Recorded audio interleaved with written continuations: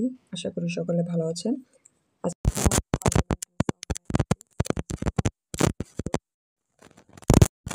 Chapter 10 থেকে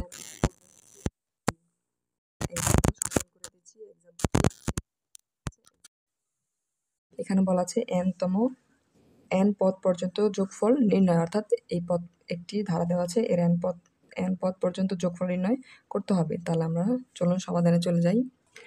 প্রমাণের সুবিধার্থে আমি ম্যাথটি তুলে নিয়েছি। এখন আমরা প্রমাণ করব যে আমরা জানি যে কোনো ধারার যোগফল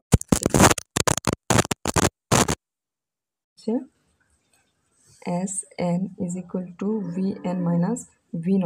তাহলে Vn নির্ণয়ের ক্ষেত্রে আমাদের প্রথমে Vn নির্ণয় করতে un নির্ণয় করার পর Vn এবং Vn এর ক্ষেত্রে এর মান যদি 0 বসিয়ে দেই তাহলে আমরা কিন্তু V0 পেয়ে যাব।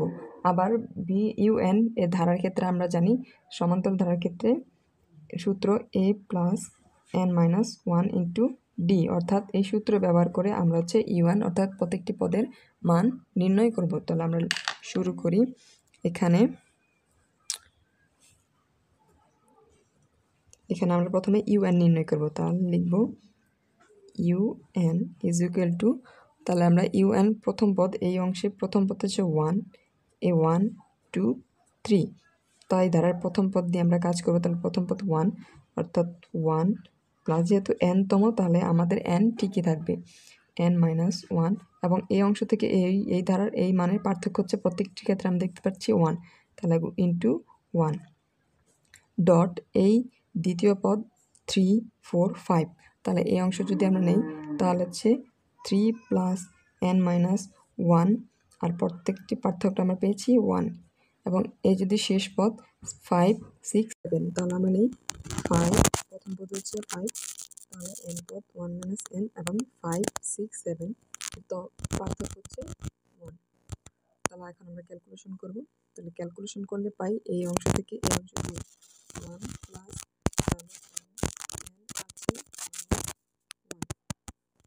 ডট, তাহলে এই অংশ গুণ করলে আমরা পাই 3 প্লাস n মাইনাস হচ্ছে 1, এই অংশে পাই 5 প্লাস n মাইনাস হচ্ছে n মাইনাস হচ্ছে 1, এটা হচ্ছে n।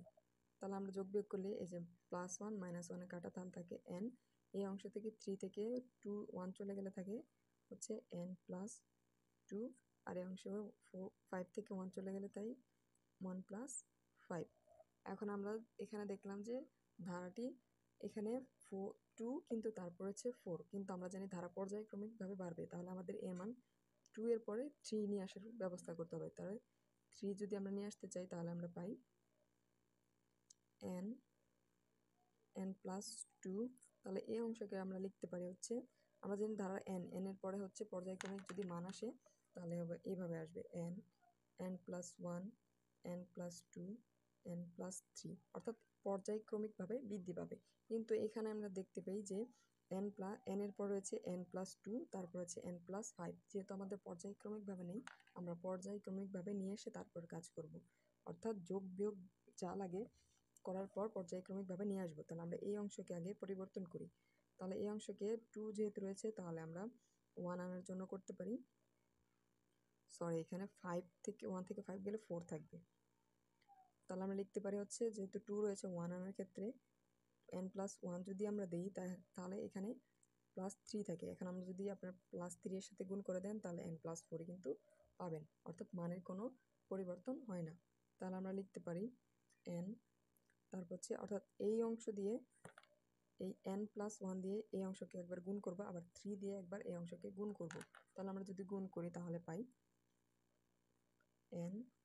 n প্লাস 2, এখানে 1 রয়েছে, তাহলে এই মানটা আগে বসবে যেহেতু এটি ছোট, তাহলে n প্লাস 2, আবার এই 3 দিয়ে এই অংশকে গুণ করলে আমরা পাই 3 into n 3n n plus 1, এই অংশটি আমরা পেয়ে গেলাম। এখন আমরা কি করব, যে এখানে যেহেতু n প্লাস 1 রয়েছে, এখানে n প্লাস 2, এখানে n এর পরে n প্লাস 2 রয়েছে, আমরা n প্লাস 1 নিয়ে আসবো। তাহলে আমাদের পর্যায়ক্রমিক নিয়ে আসার জন্য তো আমরা এখানে লিখব যে n প্লাস 1 n প্লাস 2, এই অংশে আমাদের ঠিক রয়েছে n প্লাস 1 n প্লাস 2। এখন এই অংশ আমরা কাজ করব, অর্থাৎ যদি এই অংশে আমরা নেই তাহলে এই 2কে আমরা লিখতে পারি, এখানে 3n টিকে রাখলাম, 3n, এখানে যদি আমরা কাজ করি n+1 দিই, তারপর +1 দিই, এখন কিন্তু মানের পরিবর্তন হয় না। যদি 1 দিয়ে এই 1 যোগ করি তাহলে n+2 কিন্তু আমরা পাই। তাহলে আবার আমরা লিখতে পারি, যদি এখন আমরা এই অংশ দিয়ে এই 3n কে একবার গুণ করব, এই 1 দিয়ে 3n কে একবার গুণ করব, তাহলে লিখব এই অংশ ঠিক থাকবে n+1 n+2 ডট, যদি এই অংশ দিয়ে 3 কে গুণ করি তাহলে 3n ডট n+1, আবার 1 দিয়ে 3n কে গুণ করলে ডট 3n আমরা পাই। এটা হচ্ছে আমরা বের করলাম হচ্ছে আমাদের e1 এর মান। e1, এখন আমরা e1 থেকে bn এর মান নির্ণয় করব। এখন bn নির্ণয় করার ক্ষেত্রে bn সমান সমান জানি আমরা যে এইখানে যে যতটি পদ থাকবে তার থেকে একটি পদ বৃদ্ধি করতে হবে। বৃদ্ধি করবে নিচে যতগুলো পদ ছিল তার সাথে যতগুলো বৃদ্ধি করলাম তার সাথে গুণ হবে। তাহলে আমরা লিখব, এখানে উপরে ছিল হচ্ছে n n+1 n+2, অর্থাৎ 2 পর্যন্ত ছিল। তাহলে আমরা একটি মান যদি বৃদ্ধি করি তাহলে বৃদ্ধি করবো 1 + n+3, তো 3 পর্যন্ত আমরা বৃদ্ধি করে দিলাম। এই বৃদ্ধি করার পর এখন আমরা এখানে আমাদের পদ ছিল 1 2 3, 3 অর্থাৎ 3 আমরা বৃদ্ধি করলাম একটি 3+1, আর প্রত্যেকটি পদের সাথে পার্থক্য হচ্ছে 1, তাহলে গুণ হচ্ছে ডট হচ্ছে 1। তাই এই অংশ আমরা লিখলাম হচ্ছে, সরি এখানে প্লাস হবে, যেহেতু এই 3 প্লাস আকারে ছিল তো সরি এখানে 2 প্লাস 2n সাথে এখানে প্লাস হবে, তো হচ্ছে +3n। তাহলে আমরা এই 3 এই অংশ ছিল এবং এর সাথে 1 এর সাথে 3n গুলো এখানেও প্লাস হবে। তাহলে আমরা লিখতে পারি এখানে এই পদ, এখানে পদ রয়েছে 3n n+1, আরেকটি পদ বৃদ্ধি করবো হচ্ছে n+2। তো এই অংশের পদ ছিল 2টি, তাহলে আমরা একটি পদ বৃদ্ধি করে দিয়েছি। তো এখন আমরা 2টি পদ ছিল 2 প্লাস বৃদ্ধি করেছি একটি, আর প্রত্যেকটি পদের অন্তর হচ্ছে 1, তাহলে লিখে দেব 1।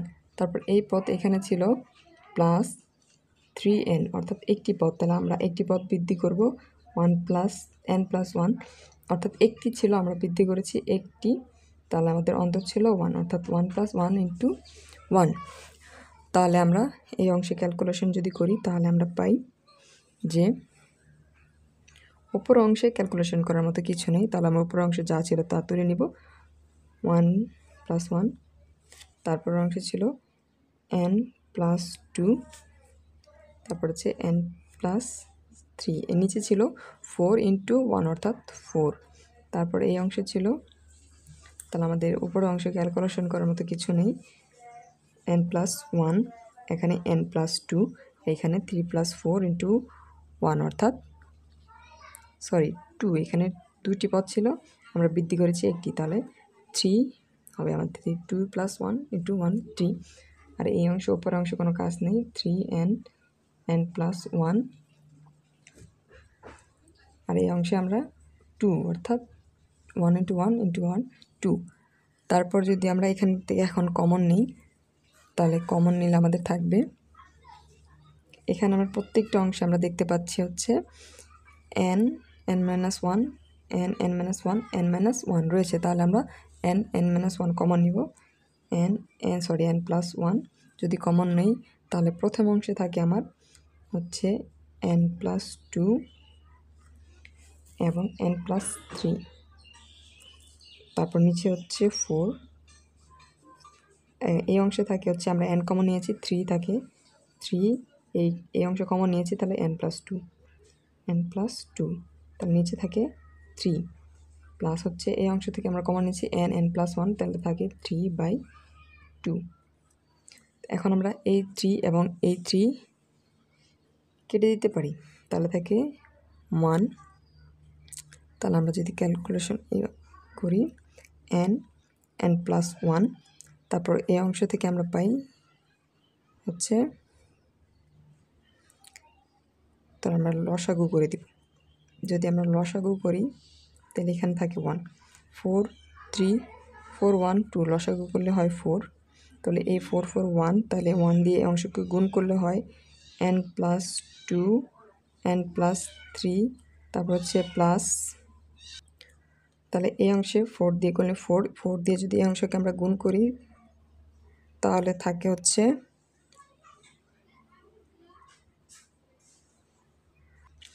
4n প্লাস হচ্ছে 8, এবং এই অংশে ভাগ করলে তাহলে থাকে 2 2 ইন্টু প্লাস হচ্ছে 6। তো এই অংশকে আমরা এই দিয়ে যদি গুণ করি তাহলে আমরা এখানে n এই অংশ ঠিক রাখবো। তাহলে n দিয়ে n সাথে গুণ করলে n স্কোয়ার, n দিয়ে 3 গুণ করলে n এর সাথে 2 গুণ করলে প্লাস 2n, n এর সাথে 3 গুণ করলে প্লাস 3n, এবং 2 দিয়ে 3 গুণ করলে প্লাস 6। তারপর হচ্ছে এই অংশে আমরা পাই প্লাস হচ্ছে 4n, আর হচ্ছে 4n প্লাস 8 এবং 6 হচ্ছে আমার 14, এখানে রয়েছে 4। তা আর একটু যদি আমরা ক্যালকুলেশন করি তাহলে আমরা পাই n প্লাস 1, এইখানে আমরা ক্যালকুলেশন করতে পাই n স্কোয়ার প্লাস 2 এবং 3n সমান 2n 3n এবং 4n, তাহলে আমরা পাই একত্রে 9n প্লাস হচ্ছে এখানে 6 এবং 14 হচ্ছে 20 ভাগ হচ্ছে 4। ওই পাশে আমরা সর্বশেষ লাইন পেয়েছিলাম হচ্ছে n প্লাস 1, তারপর হচ্ছে n square plus 9n plus 20/4, আমরা এই লাইনটি পেয়েছিলাম। তাহলে এখন আমরা যদি এই অংশ থেকে 9 প্লাস 20, তাহলে এটা 4 হচ্ছে সম্পূর্ণ অংশ চলে যাবে, তাহলে আমরা লিখতে পারি 4 সম্পূর্ণ অংশে 4, উপর থাকে n প্লাস 1, এখানে থাকে dot n square plus 9n plus হচ্ছে 20। এখন যদি আমরা এই অংশ থেকে কমন নেই, মিডল টার্ম করি, তাহলে মিডল টার্ম যদি করি তাহলে আমরা পাই হচ্ছে যে এখানে অপর অংশে এইটুকু ঠিক থাকবে n, বা এই অংশে আপনারা যে আমরা 4 প্লাস এখানে আমরা 4n প্লাস হচ্ছে 5n যোগ করেছিলাম, এই অংশ ঠিক রেখে আমরা কিন্তু মিডল টার্ম করতে পারি। তাহলে আমরা এখানে আমরা আবার যদি ভাঙি n প্লাস 1, তাহলে এই অংশে পাই হচ্ছে আমরা dot n square plus 4n plus হচ্ছে 5n প্লাস 20, অর্থাৎ মিডল টার্ম করে দিলাম। তারপর হচ্ছে নিচের অংশের 4, এখন যদি এই অংশ থেকে আমরা কমন নেই, ব্র্যাকেট আমি ক্লোজ করে দিই আপনাদের বোঝার সুবিধার্থে, তো এই অংশ থেকে আমরা কমন নিলে পাই এখানে n প্লাস 1 ঠিক থাকবে। তাহলে এই অংশ থেকে পাই হচ্ছে যে যদি আমরা কমন নেই, ব্র্যাকেট দিয়ে দেব, n কমন নিলে থাকে n প্লাস 4, আবার যদি আমরা 5 কমন নেই তাহলে থাকে n প্লাস 4। তাহলে দুই অংশ থেকে আমরা কমন নিতে পারি, এখানে নিচে 4 রয়েছে, তো সমান সমান, তাহলে এখানে যদি আমরা করি তাহলে n প্লাস 1, তো এখানে আমরা কমন নিলে একবার থাকে n প্লাস 4, আবার থাকে n প্লাস 5 আর নিচে হচ্ছে 4, যা হচ্ছে আমরা পেয়েছি এটা হচ্ছে আমাদের bn এর মান। এখন আমরা কি করব, bn এর ক্ষেত্রে v0 বের করব। এখন v0 বের করার ক্ষেত্রে আমরা জানি যে এখানে n এর মান 0 বসাবো, অর্থাৎ vn A n equal to 0, যদি আমরা n ইকুয়াল টু 0 বসাই, 0 বসিয়ে পাই, তাহলে যদি বসাই v0 ইকুয়াল টু, প্রত্যেকটি n এর জায়গায় যদি 0 বসাই, 0 0 প্লাস 1 0 প্লাস 4, অর্থাৎ 0 প্লাস 5/4, অর্থাৎ এখানে n যা ছিল bn এ আমরা তার n এর পরিবর্তে 0 বসিয়ে দিয়েছি, অর্থাৎ তাহলে আমাদের সম্পূর্ণ, আমরা জানি 0 সাথে কোনো সংখ্যা গুণ করলে সম্পূর্ণ 0 হয়ে যায়, তাহলে হয় 0/4, এবং 0 সাথে যদি আমরা 4 ভাগ করি তাহলে হয়ে যায় 0। তো এখন আমরা যোগফল নির্ণয়ের সূত্র জানি হচ্ছে Sn equal to vn minus v0। তো আমরা vn পেয়েছি হচ্ছে vn এর মান n plus 1 n plus 4 n plus হচ্ছে 5 বাই হচ্ছে 4 মাইনাস 0। তাহলে আমরা যদি বিয়োগ করি তাহলে একই মান থাকে n plus 1 n plus 4 n plus 5/4। এটাই হচ্ছে আমাদের nতম পদের যোগফল উত্তর দ্বারা। আশা করি সকলে বুঝতে পেরেছেন। যদি কোনো অংশে বুঝতে সমস্যা হয় অবশ্যই কমেন্ট সেকশনে জানাবেন। ধন্যবাদ।